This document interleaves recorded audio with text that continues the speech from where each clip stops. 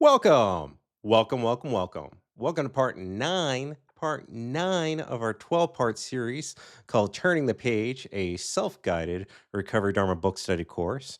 And in this week, we're going to talk about wise effort. Yeah, and if you were paying careful attention to the previous video, I was giving a preview of wise mindfulness and wise concentration. Yeah, I'm so excited to get to wise mindfulness and wise concentration. I totally forgot about wise effort. Yeah, let's talk about wise effort, yo. What is wise effort? Let's get to that.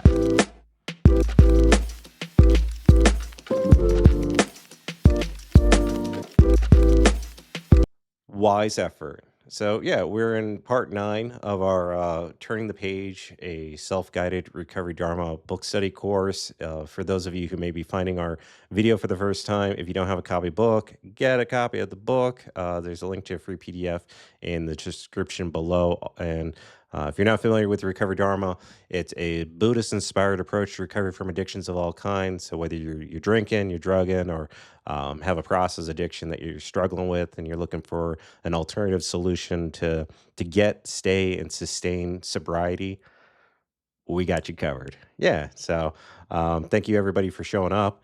We're in part nine now. We're well into the eightfold path, and we're actually ironic that I forgot this fold that I want to skip over it. That wise effort is really where I personally began my Buddhist recovery tradition at. It was the concept of giving and sustaining a daily effort. But before getting into that, if you're new to our video series, I do want to provide a quick overview of the structure and the format of these videos. Each week, and this week we're on wise effort. Each week, we provide you a general overview of the section that we're on, the main themes, so to speak. From there, I go into the Recovery Dharma book. I share with you various things that I have highlighted in my own Recovery Dharma book that are meaningful to me. I hope you follow along and have your own things that you have highlighted and notes on. And then lastly, from there, share some personal experiences, some anecdotal information from having done work this program and help teach it to others for 4+ years now. I'm happy to walk you through more than just an audiobook version of the Recovery Dharma, give you some actual, best practices and quote unquote pro tips or whatever. So, I don't know. If nothing else, just think of me as a friend on the path, helping you along and sharing my experience with the Recovery Dharma book. And I'm happy to share with you, anecdotally, the experience of others in my local recovery who have gotten and stayed sober using Buddhist practices and principles as outlined in this Recovery Dharma book. So, if that sounds of interest to you, welcome, welcome, welcome. So, that said, for wise effort, we're on page 32 of the workbook. Wise effort. Wise effort isn't based on how much we should meditate, how much service we should do, or how much time we put into healthy activity. Instead, it's the intention to devote balanced energy to supporting the other parts of the path, particular wisdom. That is true. And then I actually want to jump from the top of 33 down near the bottom. This will make sense in a bit. Pacing ourselves is important. Alternating periods of activity and rest, we need to be aware of what our mind, emotions, body, and recovery can handle right now. Yeah, what can we handle right now? And avoid the stress that can come from pushing ourselves too far, too fast, very common. And we need to avoid those things that put us in unskillful mind states and try to do things that return us to a more easeful way of being in the present moment. Yeah, a good way to summarize that is balanced effort, wise effort. Balanced effort, wise effort. I love, for those who haven't watched the quick start guide to the practice, first off, shame on you. Second off, for those who have watched the quick start guide to the practice, you'll know that I often make an analogy of a Dharma wheel when talking about the Eightfold Path. And a Dharma wheel in the original logo of the Recovery Dharma program has 8 spokes on the Dharma wheel, and you can think of those 8 spokes as spokes on a wheel. And that when those 8 spokes are misaligned or out of alignment, like a wooden wheel, it starts to have a rough ride. The concept of wise effort, as I often teach it to people locally, is making sure that those eight spokes are in proper alignment. Wise effort, from a more monastic tradition, is in relationship to the effort that we put towards meditation and our meditative practice. But pragmatically speaking, from a recovery perspective, it's really about learning how to live a balanced life of not pushing ourselves too hard and not too slack either. The other analogy of wise effort that I find very pragmatic, very useful, and if you're new to a Buddhist practice or using these principles for your own recovery, is the analogy of a guitar string. The suttas, I believe, technically referred to like a sitar or something along those lines, but for modern purposes, we can say guitar string. And wise effort is like tuning a guitar string. It's like tuning a guitar string in that if you tune the guitar string too tight, ding, ding, ding, ding, ding, it's gonna break. If you keep pushing yourself too hard, too long, too fast, you are going to break down at some point. Like you're a human being, you need to take care of yourself, and you need to prioritize self care. However, at the same time, you also, I know I'm guilty of this as well. If you don't bother to tune that guitar string at all and you just let it go really, really lax, it's going to get completely out tune the ding ding ding ding ding ding ding ding ding. Yeah, that's a very accurate impersonation of a guitar string, by the way. So if you tune the guitar string too tight, it's going to break. If you don't tune it with enough tension, it's just not going to play in tune. And the whole concept of wise effort is this concept of living in balance. It's balance effort. It's about not pushing too hard or being too lax in our recovery. And so many people I know anecdotally come into recovery full steam ahead, and they take on way too much, and you just see people burn out. At the same time, you also see the other end of the spectrum of people who just don't push themselves at all, and they don't make any progress, and then they go out and relapse. So, um, the process of wise effort is an individual process. This is something that we each have to explore and figure out for ourselves. But the more important thing about wise effort and just pacing ourselves in recovery comes into point two. So, first one was wise effort, balanced effort.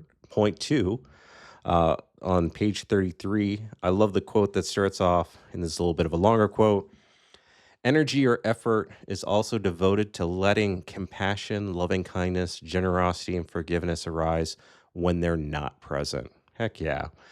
If we find ourselves reacting with anger rather than compassion, fear instead of generosity, blame instead of forgiveness, we can ask how we would respond if those positive factors were present and begin to respond more skillfully. Being hard on ourselves, and this is an important part, I have it highlighted in orange, which means it's important for me. Being hard on ourselves, beating ourselves up, and suffering from perfectionism are all familiar feelings during addiction and recovery. Heck yeah. When we shame ourselves for not being good enough, not trying hard enough, not being enough, these are perfect opportunities to practice wise effort, to reflect on the question, and I quote, in this moment, how can I be kind and gentle with myself? Yeah. The second major theme is be kind to ourselves. Yeah. Be kind to yourself. Like wherever you're at in your recovery, be kind to yourself. Wise effort, it means a balanced effort to all the spokes on the wheel, but it's also learning self compassion and not beating ourselves up. In early recovery, especially, we got enough going against us. For myself, that line, being hard on ourselves, beating ourselves up, and suffering from perfectionism are all familiar feelings during addiction and recovery. Yeah, perfectionism. Yeah, oh, that'll get you every time, won't it? Um, what I love about Buddhist recovery in the recovery Dharma community locally is the fact that we acknowledge to each other in my local community that if we need a night off from a meeting, we reach out to each other and we say, "Hey, I've got XYZ going on in my life right now. I'm not going to be at the meeting tonight, but here's why." And we check in with each other because we realize that self care is important. Self care needs to be prioritized. Self care, um, respectfully speaking, in other programs, I've sometimes have heard the saying, "More meetings equal more sobriety." Well, sometimes in your life, depending on your work life family situation, you need to just do some self-care. You need to figure out like what that looks like to you. Maybe like some time home at home with a book, maybe some, quiet personal meditations what you need. Self-care and a balanced effort and learning self-compassion are big parts of wise effort. But the last thing I wanted to touch on, in addition to balanced effort, as well as be kind to ourselves, as far as the first two themes, is the theme of the inquiries. Do the inquiries of wise effort. Do the inquiries is the major um, theme of the inquiries on page 34 of Wise Effort. I like all four of these questions. I'm going to read three of them though. The what efforts have you made to connect with a wise friend, mentor, or Dharma buddy who can help you develop and balance your efforts? Yeah, what have you done? Like if you and I were working together and going through this self guided Recovery Dharma book study, I would absolutely be asking you these questions of, what efforts have you made to connect with a wise friend, mentor, or Dharma buddy to help you develop and balance your efforts? We'll get into more of that during the Sangha piece here in a video too. The second question, think of a situation that is causing you discomfort or unease. What is the nature of the effort you're bringing to the situation? Pay attention to whether it feels balanced and sustainable. Yes, sustainable is the key word there. Or if you're leaning too far in the direction of either inactivity or overexertion. Great question. And I really like the last question of the inquiries on page 34. Are you avoiding feelings by checking out and giving up, or through obsessive busyness and perfectionism? Yeah, gotta love that one. Yeah, do the inquiry questions. At this point, as you're going through the book study together with me, you should be starting to address these inquiry questions and looking at them.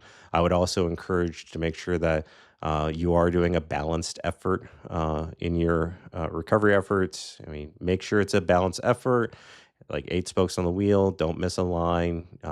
It's not about how hard you push yourself. It's making sure you push yourself the right amount, and it's all about self-compassion, self-care. Prioritize it. It's important. Yeah, and do the inquiries. So I think that's a pretty good summation of wise effort. If I missed anything, feel free to put a comment in the comments down below. Be kind, be nice. Yeah, I do the best I can here. These videos are not easy for me to record. I'm a pretty introverted person, just as a side note. But yeah, hopefully you're getting something out of these videos. If you like them, enjoy them, appreciate them, feel free to like, subscribe, and share. It helps other addicts to find us. Sincerely appreciate your interest in these videos in Recovery Dharma. The stuff saved my life, and if you wanted to, it can potentially save yours. So. And then in the next video, we'll actually be doing wise mindfulness and wise concentration together. I teased that in the last set of videos, and I got my order wrong. So hopefully, cross your fingers, wise mindfulness, wise concentration in the next video. And I'll see you then.